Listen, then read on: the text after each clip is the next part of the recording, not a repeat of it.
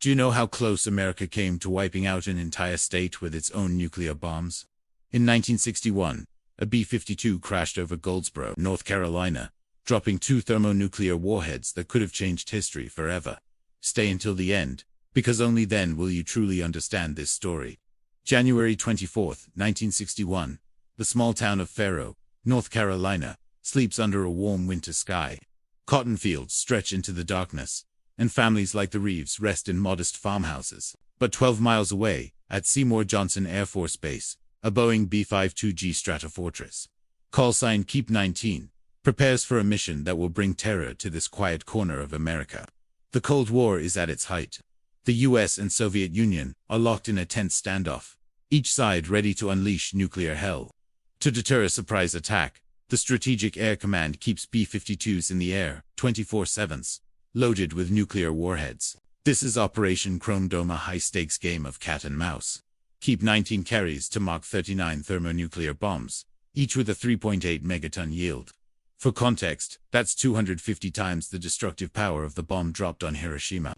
One blast could erase Raleigh, Chapel Hill, and beyond in seconds. Major Walter Tulloch, a seasoned pilot and grandfather of actress Elizabeth Tulloch, commands the 8-man crew. They're halfway through a grueling 24-hour flight, looping off the Carolina coast. Around midnight, they rendezvous with a tanker for refueling. The tanker crew spots a problem. Fuel is pouring from the B-52's right wing. Tulloch is calm but decisive. He's ordered to circle system, offshore, burning off fuel to make an emergency landing safer. But the leak worsens. In 3 minutes, 37,000 pounds of fuel vanish. The plane is now a ticking time bomb. Its right wing, a structural liability. At 10,000 feet, the situation becomes catastrophic. The right wing shears off completely, sending the B-52 into a deadly spiral. Tulloch's voice, steady despite the chaos, barks over the radio. Abandon aircraft. 5 crewmen hit their ejection seats, parachutes snapping open in the freezing night. Lieutenant Adam Maddox, a 27-year-old African-American pilot in a segregated era, faces a grim reality. He's in a jump seat with no ejection mechanism. With the plane disintegrating, he scrambles to a cockpit window, heart pounding, and leaps into the void. His parachute cord is his only lifeline. Below, in Fairhope, 17-year-old Billy Reeves jolts awake. A red glow floods his bedroom, like the world is on fire. He sprints to the porch, eyes wide, as flaming debris streaks across the sky. The B-52 is tearing itself apart, its wreckage about to rain over cotton and tobacco fields. The plane's final moments are a blur of fire and metal. It breaks apart at 2,000 feet, scattering debris across 2 square miles. 3 crewmen, Major Eugene Shelton, Major Eugene Richards, and Sergeant Francis Barnish, don't make it out. Their deaths are a gut punch to the survivors, who land bruised and shaken. Maddox, against all odds, survives his desperate jump, his parachute catching just enough air to steer him clear of the inferno. But the real danger isn't the crash, it's the cargo. As the B-52 disintegrates, its 2 Mach 39 thermonuclear bombs break free. One bomb's parachute deploys, drifting like a ghostly specter into a stand of trees, its nose barely kissing the earth. The other hurtles downward at 700 miles per hour, slamming into a muddy field and burrowing 180 feet deep. Dawn breaks over Fairhope, revealing a surreal scene. Smoke rises from the wreckage, and military helicopters swarm the area, their loudspeakers blaring. Evacuate. Families like the Reeves grab what they can and flee, unaware of the nuclear threat in their backyard. Bomb disposal expert Lieutenant Jack Revell arrives, his nerves steeled but his mind racing. He approaches the first bomb, tangled in branches like a macabre Christmas ornament. He checks the T249 arm safe switch and feels his blood run cold. The bomb's fusing sequence is nearly complete every step but one.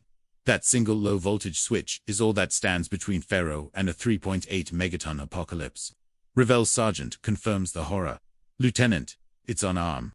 The second bomb poses a different challenge. Buried deep in waterlogged soil, it's a recovery nightmare. Ordnance teams dig for 8 days, battling mud and groundwater. On January 29th, they recover the uranium-plutonium core pit that could trigger a nuclear explosion. But the secondary component, containing fusion fuel, remains elusive. The excavation hits an underground water reservoir, turning the site into a muddy quagmire. The Air Force calls off the search, buys the land, and bans digging. To this day, Part of a thermonuclear bomb lies beneath a North Carolina field, a silent reminder of Nuked, codenamed Broken Arrow. This incident exposes the razor-thin margin of nuclear safety. Declassified reports from Sandia National Laboratory, released decades later, paint a chilling picture. The first bomb was one switch away from detonation. The second, it hit the ground fully armed. Its high voltage switched the only barrier to disaster.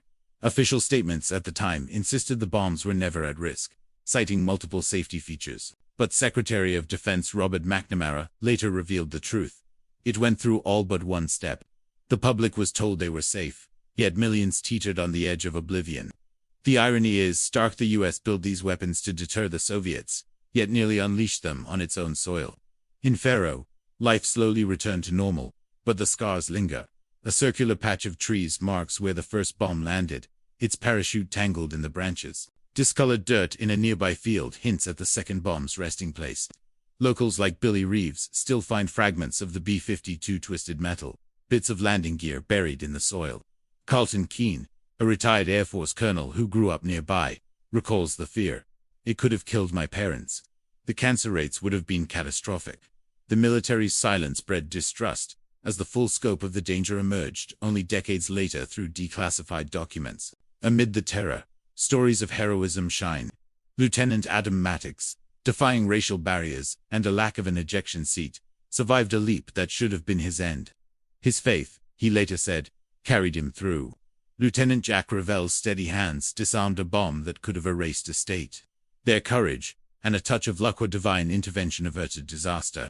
As one survivor put it, the Lord had mercy on us that night. Today, a historic marker in Eureka, North Carolina, stands 3 miles from the crash site, a quiet testament to a night that nearly rewrote history. The field where the second bomb lies is still farmed, but no one can dig deep. The secondary component remains, a ghost of the Cold War, buried in American soil. What if that one switch had failed? Would North Carolina be a wasteland today? And what does it mean that a nuclear bomb's core still lies beneath our feet? If this story surprised you, hit the like button. Share your thoughts in the comments. I read them all. Subscribe for more deep dives into untold history. Is that buried bomb still a threat, or just a forgotten ghost of the Cold War?